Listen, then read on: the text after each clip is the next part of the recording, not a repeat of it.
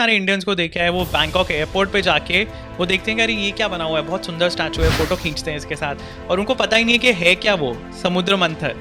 वो वहाँ जब पढ़ते हैं नीचे लिखा हुआ तब उन्हें रियलाइज होता है कि अरे ये तो कुछ अपना ही है। नॉर्दर्न लैंग्वेजेस की भी और सदर्न लैंग्वेजेस की दोनों की स्क्रिप्ट ब्राह्मी से आई है। पूरे साउथ ईस्ट एशिया में बर्मा से लेके फिलीपींस तक जो ओरिजिनल उनकी स्क्रिप्ट्स हैं वो ब्राह्मी से डिराइव्ड हैं।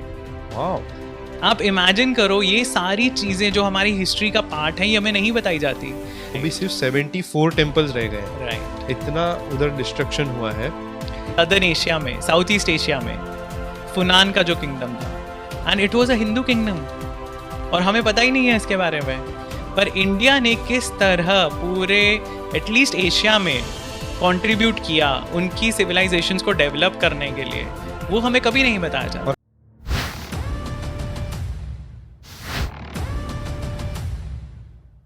सो सात्विक, आई थिंक अनफॉर्चुनेटली इंडिया में सिंस इंडिपेंडेंस हमने कभी फोकस नहीं किया अपनी हिस्ट्री पे। हाँ जी। और ये मतलब again it is not about political leanings, I think कभी भी हमारा फोकस पास्ट की तरफ गया ही नहीं। हम अभी जैसे प्रेजेंट टाइम्स में हम लोग अपने कल्चर के लिए बहुत जागरूक हैं ज़रूर, पर हिस्ट्री के प्रति अभी भी नहीं है। और हिस्ट्री के लिए जिस तरह की एक्सकवेशंस होनी चाहिए, अब द्वारका के अवशेष मिले थे, उसका क्या हुआ? उसके आगे क्या हुआ एक्सकवेशंस का? हम अभी दोबारा क्यों नहीं कर रहे हैं? वहाँ पे एक अंडर वाटर म्यूजियम क्यों नहीं बना सकते? कितनी सारी चीज़ें की जा सकती हैं। और वाराणसी जैसे शहर में हम क्यों नहीं एक्सकवेशंस कर रहे हैं? अब राखी गढ़ी में, भिराना में, जो हरियाणा के गाँव हैं, वहाँ पे एक्सकवेशंस में हमें कुछ मिला तो हम वो स्प्रेड क्यों नहीं कर रहे? अगर वहाँ पे थी साइट तो it will not be an isolated site, वहाँ और भी मिलेंगे एक्सकवेशंस, हम क्यों नहीं कर रहे हैं?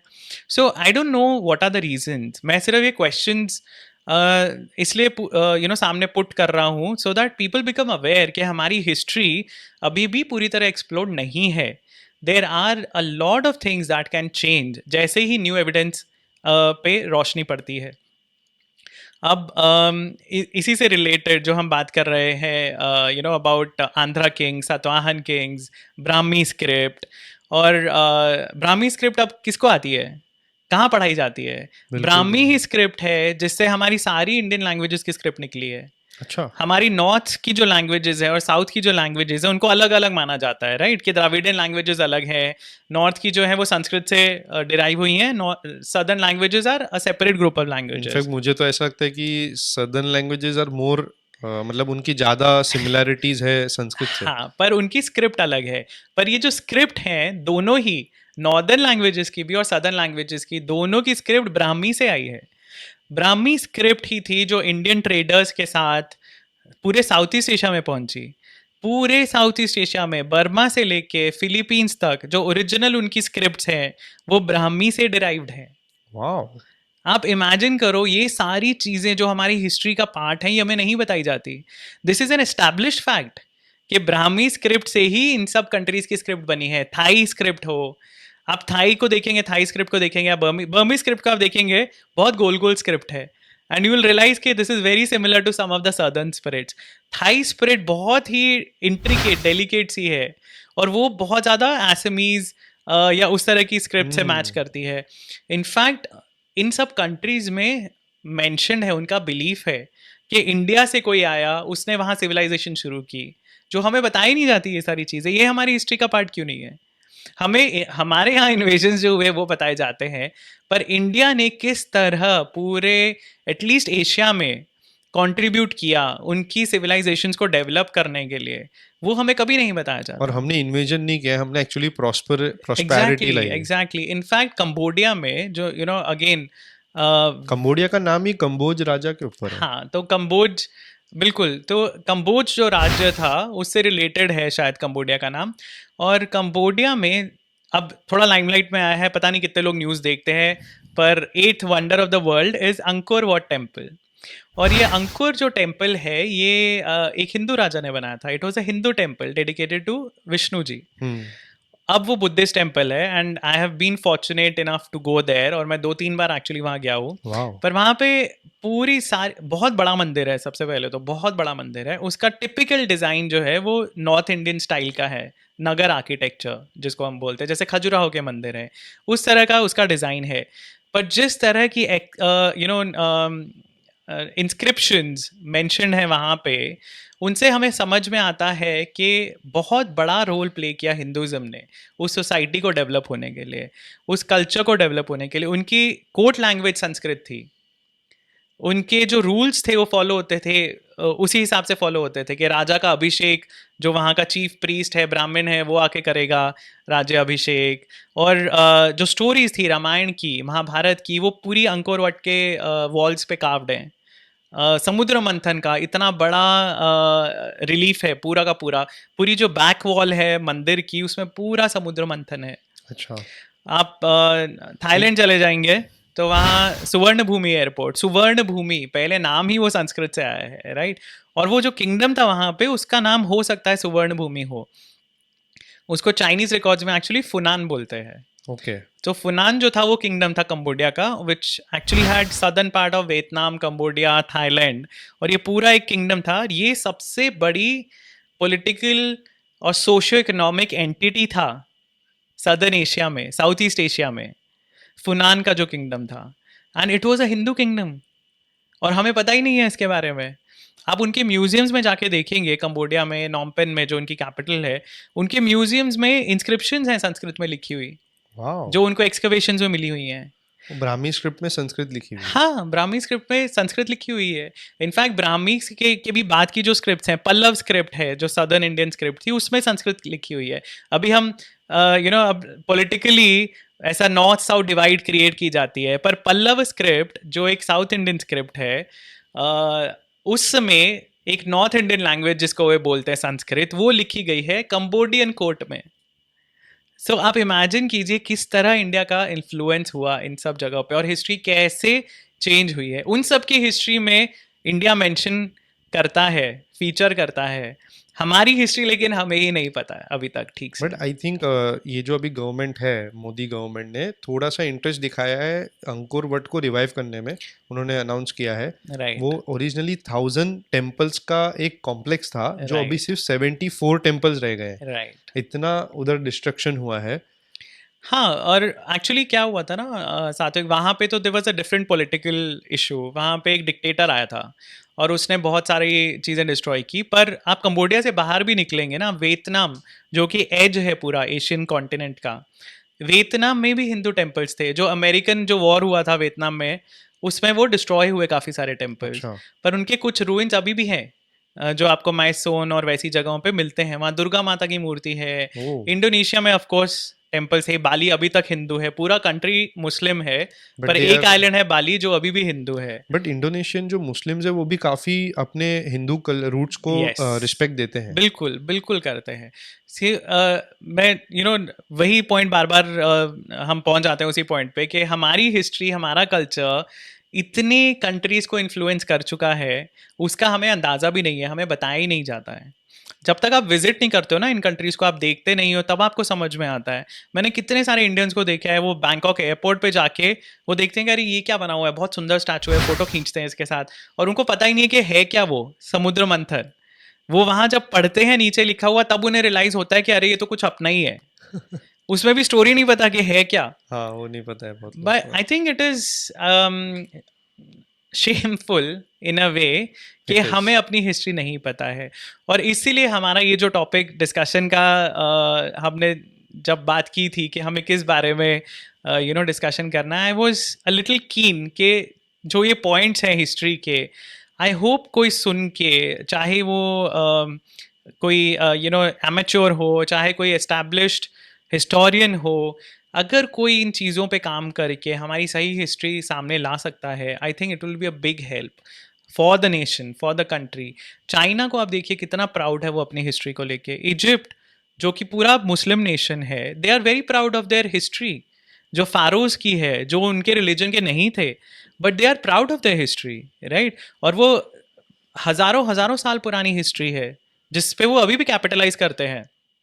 Pyramids are the centre of attraction. So ये आपने जो कहा पूरी साउथ ईस्ट एशिया की जो हिस्ट्री है, उसमें से एक मुझे बहुत अमेजिंग पॉइंट याद है। गौरांग दमानी जी आए थे, उनने एक श्री राम के वंशज वाले वीडियो में, हम टैग करेंगे यहाँ पे, सो वहाँ पे उसमें एक चीज उन्होंने बहुत क्लियरली मेंशन की थी कि जब लव और कुश, तो लव के नाम पे लाओस, तो Laos is named after love.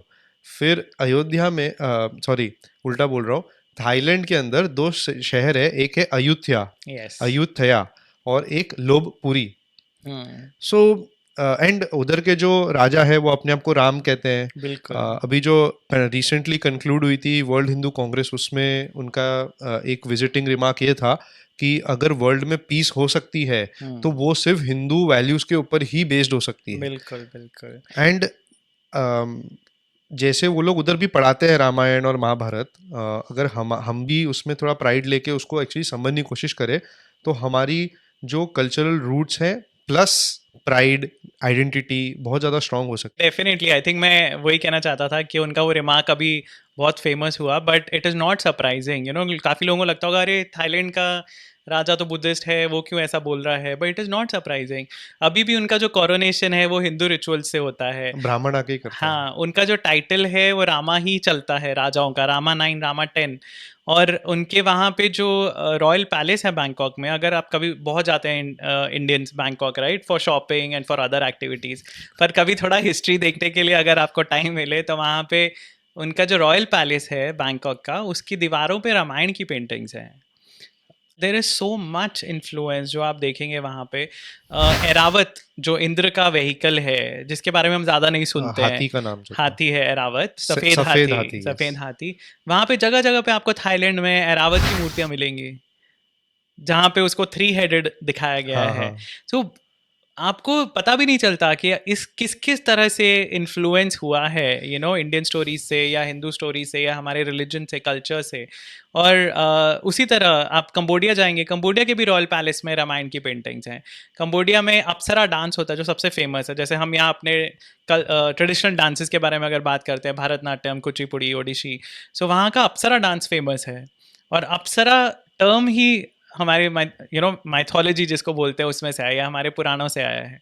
और बहुत सारे बैलेज होते हैं इंडोनेशिया में जो रामायण की स्टोरीज़ के ऊपर हैं। पपेट शोज होते हैं जो रामायण की स्टोरीज़ पे हैं। सो इतना इतना ज़्यादा इन्फ्लुएंस है इन कंट्रीज़ में अभी भी। अगर आप अभी आने वाले टाइम में आप देखें, जब हमारा गुड़ी पाड़वा होता है या न्यू ईयर होता है, युगादि होता है, तो उस टाइम के आसपास इन सब कंट्रीज़ में भी न्यू ईयर सेलिब्रेशंस होते हैं। ओके। और उनका यहाँ वाटर फेस्टिवल होता है। क्योंकि हम्म। मैं ट्रैवल करता रहता हूँ तो मुझे पता है वहाँ पे सब बंद होता है, हफ्ता भर 10 दिन छुट्टियाँ होती है, वहाँ वाटर फेस्टिवल चल रहा होता है। उसके कुछ एक महीने पहले ही चाइनीज न्यू ईयर भी होता है। चाइनीज न्यू ईयर तो हाँ सो वो उसके भी ऐसे पहले ही होता 3 हफ्ते है। 2 हफ्ते बंद रहता है वो। हाँ, सो चाइनीज न्यू ईयर सिर्फ इंडियंस ही काम कर रहे हैं इस दुनिया में, बाकी सब लंबी लंबी छुट्टियाँ हम लेते तो सिर्फ दिवाली के 3 दिन हैं। छुट्टी लेते वो हैं। भी नहीं मिलती। हाँ, कॉर्पोरेट में तो वो भी कॉर्पोरेट नहीं। में तो वो भी नहीं मिलती। But right. आज जो इतनी डेप्थ में आपने जो हमारे मेरे आंखों से जो पर्दा हटाया है, इज जस्ट अमेजिंग। कि हमारी कल्चर क्या डेप्थ पे, प्लस जो हाईली इतनी डिस्टॉर्टेड है, हम तो वो भूल ही गए कि हमने जो स्टार्ट किया था वो डिस्टॉर्शन वाली बात थी। डिस्टॉर्शन से शुरू हुआ था। इज आई डोंट नो, ये एक बहुत बड़ा क्वेश्चन मार्क खड़ा कर देता है वापस कि एक्चुअली क्या है। बट एक अच्छी चीज़ आपने दी कि उसकी सोल्यूशन दी आपने कि how to map our history Mahabharata के एंड ऑफ वॉर से। बिल्कुल। और पुराणों में जैसे मैंने कहा सारी डायनेस्टीज मेंशन है। इनफैक्ट इसमें से काफ़ी राजा जो थे जिनका कोई हिस्टोरिकल एविडेंस नहीं था, जैसे समुद्रगुप्त की मैं बात कर रहा था, तो समुद्रगुप्त का भी कोई एविडेंस नहीं था, राइट। राजाओं ने, जब विलियम जोन्स ने ट्रांसलेट किया सैंड्राकोटस को चंद्रगुप्त, तो ही न्यू कि Chandragupta Maurya does not fit in that time line. He definitely new, क्योंकि उन्होंने पुराण पढ़ी थी, उन्होंने संस्कृत सीखी थी विलियम जोन्स ने। और उनके जो टीचर थे राधानाथ या आई थिंक रामनाथ, कुछ उनका पंडित का नाम था, और उन्होंने उनको संस्कृत सिखाई थी। तो उन्होंने पुराण पढ़ी थी, उन्हें पता था कि पुराने टाइमलाइन के हिसाब से मौर्य फिट नहीं बैठता है। फिर भी उन्होंने अपने बिब्लिकल टाइमलाइन को ध्यान में रखते हुए मौर्य को वहाँ फिट किया, चंद्रगुप्त को सैंड्राकोटस की जगह। लेकिन उसके बाद यू नो उनके पास एक ये आप बोल सकते हैं कि आर्ग्यूमेंट हो कि अरे पर बाकी किसी का तो मैंने नाम सुना ही नहीं, कोई एक्सकवेशंस नहीं मिले, कोई कॉइन्स नहीं मिले, कोई इंस्क्रिप्शंस नहीं मिले किसी राजाओं का जो पुराणों में मेंशन है। But you know this was back in 1793, जब विलियम जोन्स ने ये आइडेंटिफिकेशन किया। उसके बाद 1800s में बहुत सारे कॉइन्स मिले, बहुत सारे इंस्क्रिप्शंस डिसिफर किए गए। जैसे मैंने कहा ब्राह्मी स्क्रिप्ट डिसिफर की गई, वो जेम्स प्रिंसेप ने डिसिफर की, और उस अलाहाबाद पिल्लर के इंस्क्रिप्शन में समुद्रगुप्त का नाम मिला। जो हमारे पुराणों में नाम है वो राजा थे, उनके हमें सिर्फ हिस्टोरिकल प्रूफ्स ढूंढने हैं। काफ़ी प्रूफ्स मिलते हैं कॉइन्स से। सातवाहन किंग्स के इंस्क्रिप्शंस हैं ब्राह्मी में, सातवाहन किंग्स के कॉइन्स हैं अवेलेबल। काफ़ी डायनेस्टीज़ हैं जिनके हमें अभी तक एविडेंस नहीं मिला है, पर इसका मतलब ये नहीं कि वो नहीं थे, क्योंकि इतने सारे नाम ऑलरेडी हो चुके हैं वेरीफाई जो पुराणिक लिस्ट में हैं। तो आई एम 100% श्योर अगर हम एफर्ट डालेंगे और ढंग से ढूंढेंगे, एक्सप्लोरेशन करेंगे, एक्सकवेशंस करेंगे, तो हमें पूरी की पूरी हिस्ट्री क्लियर मिल जाएगी। एब्सोल्युटली। एंड हमने तो अभी सिर्फ महाभारत की बात की, रामायण तो अभी टच नहीं करेंगे ये वीडियो में, बट यस डेफिनेटली आपने जो कहा। सो व्यूअर्स प्लीज़ इस चीज़ पे लेट्स वर्क। अगर कोई हिस्टोरियन इसको ये वीडियो को देख रहा है तो होपफुली हमें कोई ऐसा हमारे में से ही मिले जो आपकी दी गई एक दर्शन पे चल पाए। उसी के साथ ये वीडियो मैं यहीं पे एंड करना चाहता हूँ। होपफुली आपको ये वीडियो देख के बहुत मज़ा आया हो और बहुत कुछ सीखा हो। तो उसी के साथ धन्यवाद। Thank you. Thank you.